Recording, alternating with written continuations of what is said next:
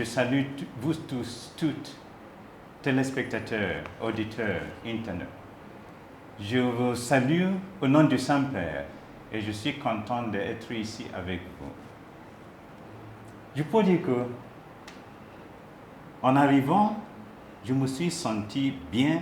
Je l'ai dit 3 fois pour mettre l'accent sur le fait que je suis bien accueilli partout. Il y avait les attentes avant mon arrivée, je sais, et surtout à partir de la nomination par le Saint-Père. Donc je suis content d'arriver. Je sais qu'il y a beaucoup d'attentes, surtout en regardant la situation dans le pays. La question d'insécurité, plusieurs personnes qui sont dans les camps et n'ont rien à manger, même aujourd'hui aussi. Donc, et aussi les personnes qui ont laissé leur maison, qui sont enfouies ailleurs, ceux qui ont laissé le pays. Donc, tout ça crée aussi, je peux dire, des tensions, des attentes, et aussi le sentiment de sympathie et de solidarité. Et j'en suis conscient. Je suis bien content de faire cet éclaircissement parce que nous étions en joie en cette fête de Saint apôtre Pierre et Paul. C'était le 29 juin. Et j'ai eu l'honneur de célébrer la solennité dans la paroisse Saint-Pierre à Pétionville. Au cours de la messe, au cours de l'homélie, j'ai évoqué les grands héritiers que nous ont transmis ces grands apôtres, Pierre et Paul, et comment nous sommes appelés à les imiter. Je me suis aussi longuement arrêté sur les attentes qui nous concernent tous ici en Haïti. J'ai mis en lumière l'excellence de nombreux Haïtiens de la diaspora et ici aussi. J'ai parlé de leur excellence dans le domaine du sport, dans l'apprentissage, notamment dans les institutions de recherche, les bibliothèques où je les ai vus, ou partout où je vais, les Haïtiens sont toujours nombreux en cherchant, en étudiant. Et aussi, j'ai mis accent dans leur bonne conduite au sein de la société. Et j'étais ému et je l'ai apprécié. J'ai aussi parlé de leur coopération au développement des pays où ils gagnent leur vie. J'ai aussi mentionné les magnifiques édifices qui contribuent à construire ailleurs. Il y en a plusieurs, nous sommes tous témoins. Alors j'ai posé la question, et cette question, c'est une question auquel je n'ai pas encore trouvé la réponse. Donc je la pose encore. Pourquoi cette excellence ne se manifeste-t-elle pas ici en Haïti aussi? Pourquoi pas? Quel est l'obstacle? À ce moment, prenons pour exemple la cathédrale de Port-au-Prince. J'ai conclu que cette excellence pouvait aussi être rendue visible ici en Haïti. Pourquoi ne pas construire également une belle cathédrale digne de ce nom?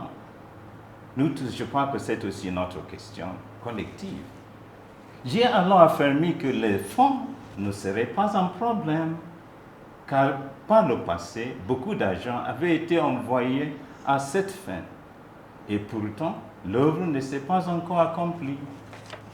Vous allez remarquer que je n'ai accusé personne d'avoir pris cet argent. Si on écoute mon propos ce jour-là, je n'ai pas parlé du tout de mauvaise gestion ou bien corruption. Je n'ai pas utilisé ces mots. J'ai seulement dit que beaucoup d'argent avait été envoyé et que j'en étais témoin personnellement. Et ça, c'est la vérité. Je ne sais pas pourquoi certaines personnes ont commencé à interpréter mes paroles d'une manière erronée en disant que l'église locale avait détourné les fonds. Et toute l'attention s'était ainsi détournée du thème principal qui était l'excellence haïtienne ailleurs. J'ai donc pensé qu'il était de mon devoir de corriger toute incompréhension ou mauvaise interprétation qui aurait pu surgir. Donc, premièrement, si vous me permettez, ces derniers jours, nous avons fait de sérieux efforts pour examiner les archives de l'église locale. Et il a été découvert que les fonds avaient bien été reçus et utilisés correctement pour la reconstruction des églises du Christ-Roi, de Sainte-Anne, de Saint-Gérard, de Saint-Louis, roi de France et de Baudry. Le reste des fonds a servi à la construction d'une structure provisoire, je peux dire, destinée à servir de cathédrale transitoire en attendant la construction de la grande cathédrale. Malheureusement, je peux dire, malheureusement, notre cher et regretté frère, Monsieur Guy Poula, avant sa mort, n'aurait pas transmis d'informations détaillées concernant sa décision de donner la priorité aux paroisses voisines et de laisser l'église mère pour plus tard. Nous le félicitons pour cette attitude, c'est-à-dire de donner attention aux paroisses plus petites de la cathédrale. Ce n'est que maintenant qu'il a apparu clairement que son noble et généreux désir était de répondre d'abord aux besoins des fidèles dans les paroisses, avant de chercher davantage de fonds pour la cathédrale. Et là, les fonds n'étaient pas suffisants et son temps s'est achevé et Dieu l'a appelé. Dans les années suivantes, la situation de sécurité s'est aggravée et l'attention s'est portée ailleurs. Nous constatons aussi que beaucoup d'autres édifices de l'Église attendent encore des fonds et des circonstances meilleures pour être reconstruits. Donc, le message que j'apporte, c'est ça. Et je tiens à apporter ces clarifications, car certains ont mal interprété mon sermon.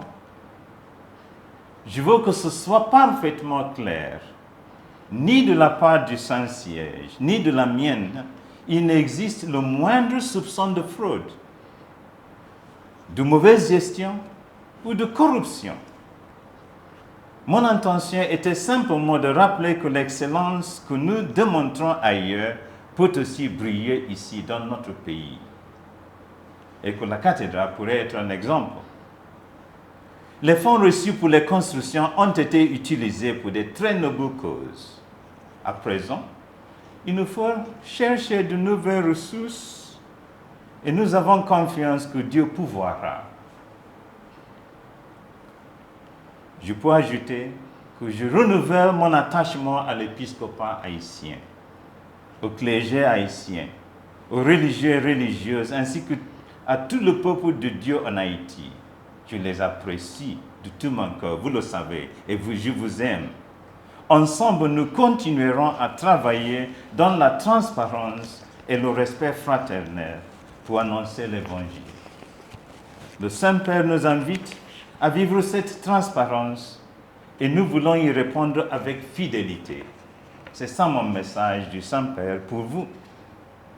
Et je souligne que nous, responsables de l'Église en Haïti, avançons dans une véritable harmonie pour le bien de tous. Il règne parmi nous un bel esprit de solidarité, d'amour fraternel et de coopération. Et je l'apprécie. Et nous restons en communication constante, unis dans la même mission. Et voilà ce que j'ai voulu partager avec vous pour éclaircir et aussi pour donner ce message, c'est-à-dire, ou bien cette invitation que nous pouvons, si nous voulons. Nous rêvons d'un Haïti nouveau, nous tous. Un Haïti debout et autonome. Un Haïti qui brille en excellence, capable de subvenir à ses propres besoins et même d'apporter son aide à d'autres peuples. Nous pouvons. Surtout en brillant et aussi dans l'esprit de l'autonomie. Merci et je vous souhaite la bénédiction de Dieu. Et je vous souhaite que Dieu bénisse les œuvres de vos mains, qui bénisse le peuple haïtien, que j'aime de tout mon cœur. Merci.